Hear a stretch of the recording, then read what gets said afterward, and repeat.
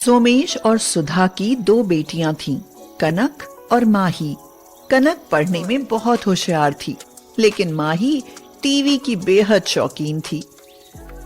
माही बोली, कनक टीवी चला, देख कोई ना कोई मूवी आ रही होगी। दीदी, आप टीवी में सिर्फ मूवी देखती रहती हो, इतना ध्यान अगर पढ़ने में लगाओगी तो कुछ बन जाओगी।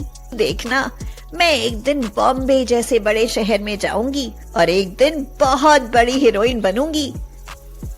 कनक बोली, दीदी, ये शहर जाने के ख्वाब देखना छोड़ दो।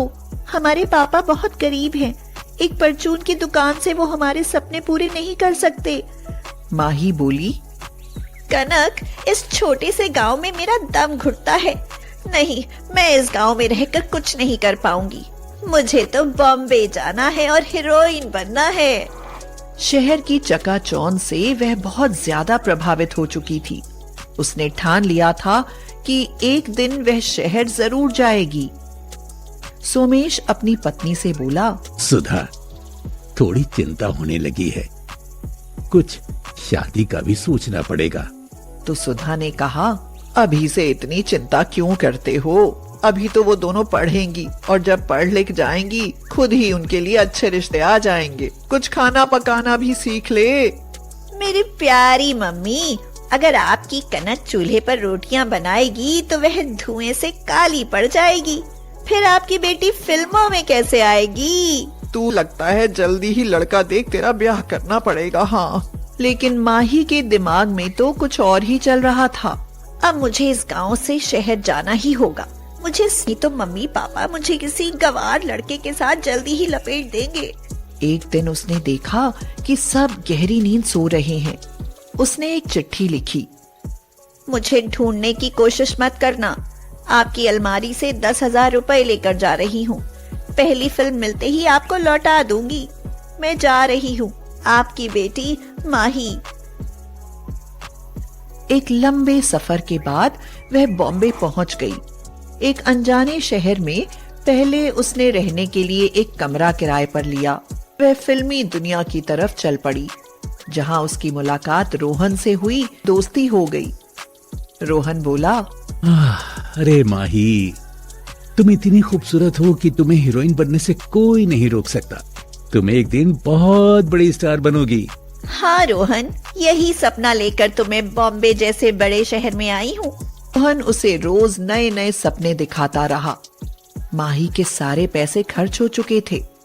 वह सोचने लगी, अब मैं क्या करूँगी? अपने खर्चे चलाने के लिए मुझे कुछ जॉब करनी पड़ेगी। रोहन बोला, अरे तुम चिंता मत करो माही, तब तक मैं तुम्हें एक रिसेप्शनिस्ट की जॉब दिलवा सकता हूँ। होटल में रिसेप्शनिस्ट की जॉब करने लगी। इसी तरह समय बीतता गया। स्टार बनने का सपना उसे मुश्किल दिखाई देने लगा। उसने कुछ समय बाद रोहन से शादी कर ली। माही रोहन से बोली, रोहन, मैंने अपने मम्मी पापा का दिल दुखाया है, कुछ नहीं कर पाई। एक बार गांव जाकर उनसे माफी मांगना चाहती हूँ। नहीं माही, मुझे गांव पसंद नहीं है, मैं नहीं जाऊंगा। मैंने बहुत कोशिश की कि तुम्हें कोई मूवी सीरियल में ही काम मिल जाए, लेकिन सबने तुम्हें रिजेक्ट कर दिया। कोई बात नहीं रोहन, फिर भी गांव की जिंदगी से ये जिंदगी अच्छी है। सोमेश ने कर्ज लेकर कनक को पढ़ाया। माही ने तो जैसे उनको पूरी तरह तोड़ ही दिया था। उस समय कनक ने उन्हें हिम्मत दी। पापा, आप चिंता मत करो। दीदी ने जितनी आपकी बदनामी की है ना, देखना एक दिन मैं आपको आपकी इज्जत वापस लौटाऊंगी। कनक यूपीएससी की पढ़ाई कर रही थी। उसे उम्मीद थी कि एक न एक दिन वह जरूर आईएएस ऑफिसर बनेगी। रोहन और माही के बीच झगड़ा रहने लगा। वह शराब पीकर उसके साथ मारपीट करने लगा। गंवार कहेगी, मैंने तरस खाकर तुझसे शादी की थी और तू मुझे आंखें दिखाती है। शराब के लिए पैसे कहाँ से आते हैं? 2 दिन से घर में खाने के लिए कुछ नहीं है। तेरे बाप की नहीं पीता, जा अपने बाप के घर, उस गांव में जाकर सड़, तेरी यही औकात है। रोहन ने धक्का देकर उसे घर से बाहर निकाल दिया। माही कहाँ जाए? शहर आने की तलब ने उसकी जिंदगी बर्बाद कर दी। वह रोने लगी। कनक ने कहा, पापा, मम्मी, जल्दी बाहर आओ, मैंने यूपीएससी की परीक्षा पास कर ली है।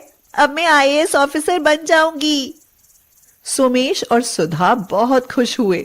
उन्होंने रोते हुए कनक को गले से लगा लिया। वाह बेटी, हमें तुझ पर नाज है। तूने हमारा सर फख्र से ऊंचा कर दिया। सोमेश ने पूरे गांव में ढोल बजवाकर लड्डू बंटवाए। गांव वाले बोले, बेटी, तुमने सोमेश का ही नहीं पूरे गांव का नाम रोशन किया है। कनक तो ऑफिसर बन गई और उस गांव वालों ने सम्मान के साथ कनक को विदा किया। कुछ महीने कनक ने वहां काम किया और एक दिन किसी ने सामने से आकर उसकी गाड़ी रोक दी। माही चिल्लाकर बोल रही थी, रोको रोको। कनक ने ड्राइवर से पूछा, कौन है ये? बोला, मैडम जी, शायद कोई भिखारिन है। कनक गाड़ी से उतरी। उसने देखा एक बड़े गंदे और फटे हुए थे। वह जब उसके पास आई तो उसने देखा कि वह तो माही थी। कनक बोली, दीदी, आप, ये सब क्या हुआ? तू, ये तेरी गाड़ी और ये वर्दी, तू तो बड़ी अफसर बन गई और मेरी तो जिंदगी बर्बाद हो गई। ये कहकर माही तो फूट फूट कर रोने लगी। कनक ने उसे गले से लगाकर चुप किया। मुझे बताओ दीदी, तुम्हारा यह हाल कैसे हुआ? कनक, शहर और फिल्मों की चकाचौंध ने मुझे अंधा कर दिया था और बाकी कसर रोहन ने पूरी कर दी। भीख मांग कर गुजारा कर रही हूँ। काश मैं भी गांव में रहकर ही पढ़ती लिखती तो मैं भी आज तुम्हारी तरह कुछ बन गई होती। रोहन को तो मैं सजा दूंगी, पर अब भी कुछ नहीं बिगड़ा। आप मम्मी पापा के पास चलो, सब ठीक हो जाएगा। किस मुंह से जाऊंगी उनके पास? कभी माफ नहीं करेंगे। सुबह का भूला शाम को घर लौट आए तो उसे भूला नहीं कहते दीदी। 1-2 दिन आप मेरे साथ रहोगी, फिर हम दोनों गांव चलेंगी। वो दोनों गांव पहुंची।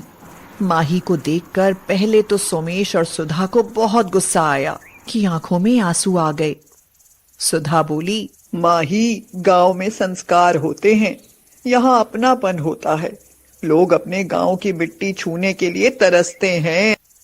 शहर में धोखा है बेटी। ऊपरी चमक धमक के दिखावे के चक्कर में लोग अपने गांवों से दूर होते जा रहे हैं। यहाँ सादगी है, सच्चाई है। तूने अपना गांव छोड़कर अपनी जिंदगी तबाह कर ली। चलो अब ये सब बातें छोड़ो। आज के बाद दीदी ने क्या किया इस बारे में कोई बात नहीं होगी। दीदी आगे की पढ़ाई पूरी करेंगी, करोगी ना दीदी? हाँ, मैं आगे पढ़ूंगी और अपनी गलती सुधारूंगी। ये सुनकर सब खुश हुए और एक दूसरे के गले लग गए। जो सुकून गांव में है वह शहरों में कभी नहीं।